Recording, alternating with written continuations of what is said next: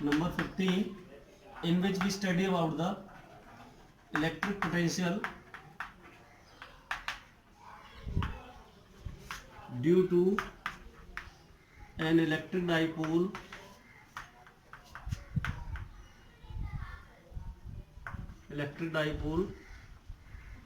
in space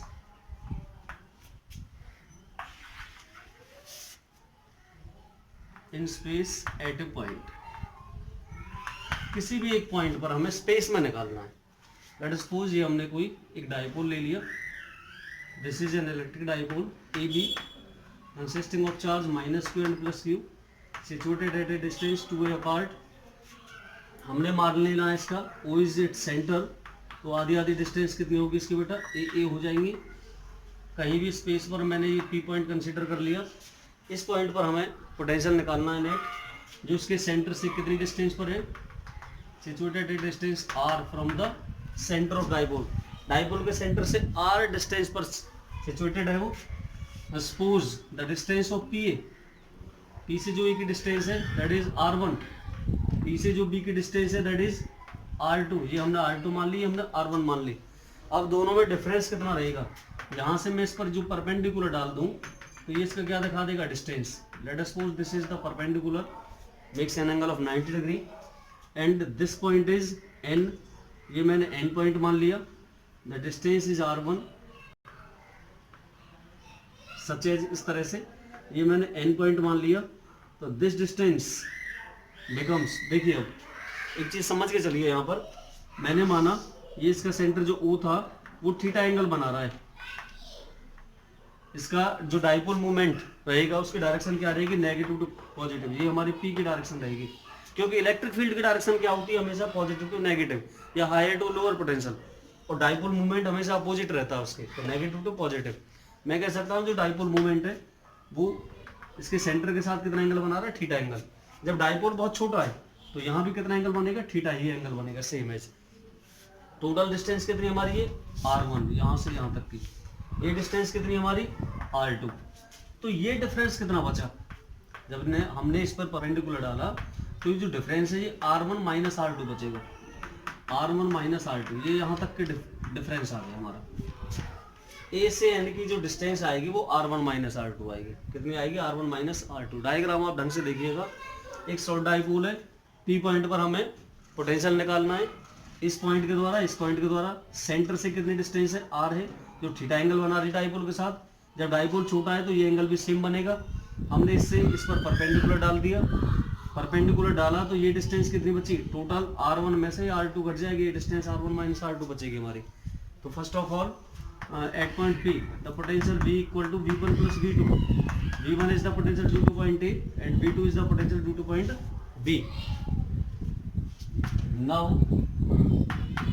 the net potential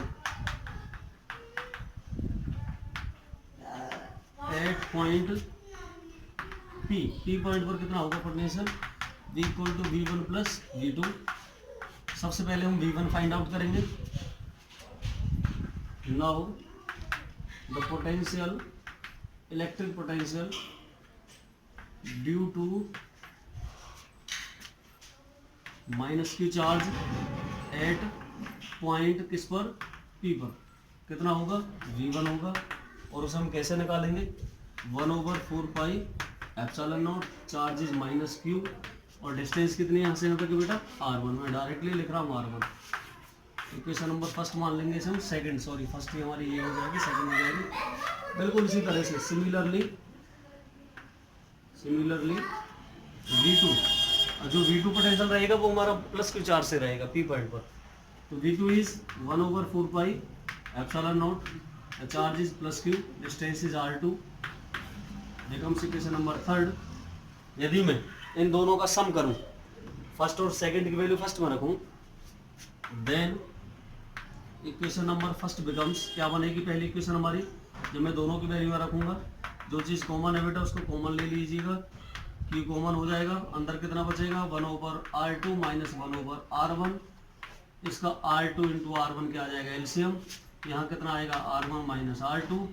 तो ये हमारी इक्वेशन कितनी बनी, V equal to 1/4 pi epsilon not r1 minus r2 over R1 into R2।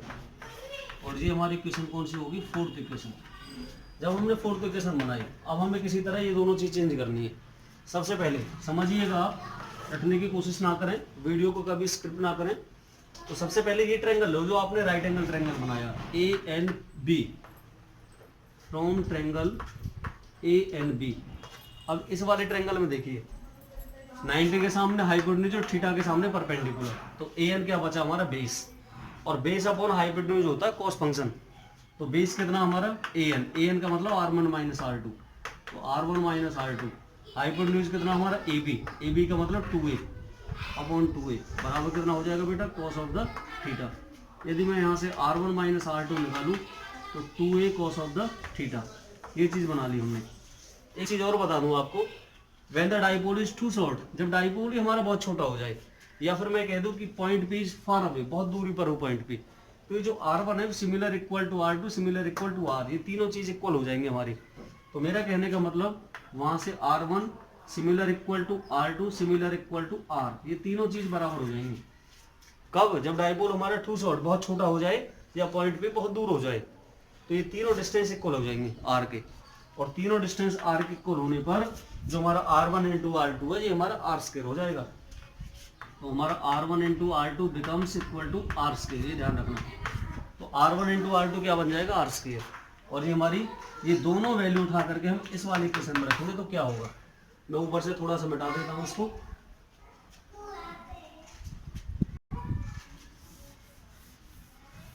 बस इतने स्किप किया मैंने, दोनों की वैल्यू रख दो।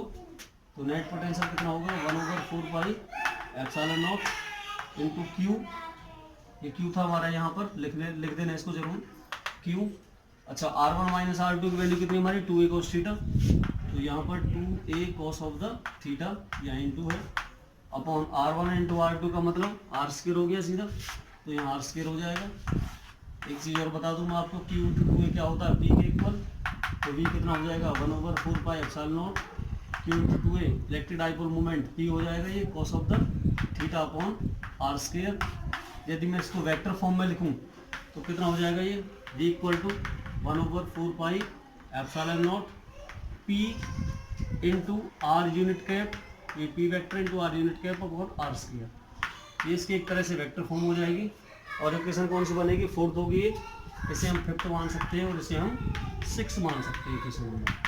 तो ये हमने क्या निकाल लिया, नेट पोटेंशियल निकाल लिया किसी भी डाइपोल के द्वारा शॉर्ट डाइपोल से स्पेस में।